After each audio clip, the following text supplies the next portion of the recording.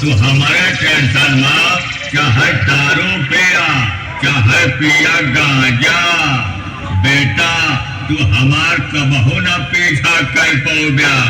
तू चाहे कितना लाद फांद के भाजा, कहे सब बेटवा एह लाइन में हम ही यही सबसे बड़ा राजा राजा राजा हम है ना।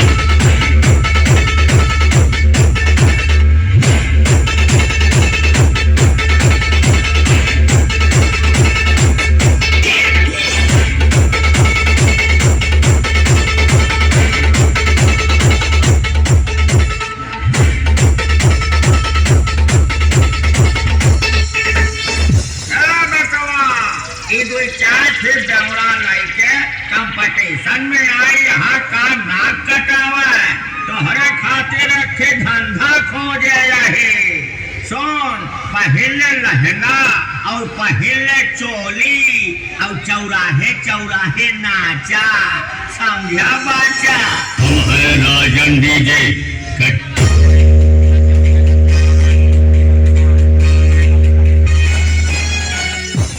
बेटा एनर्जी खत्म हो गई तोहार, बहुत फटफटात रहा।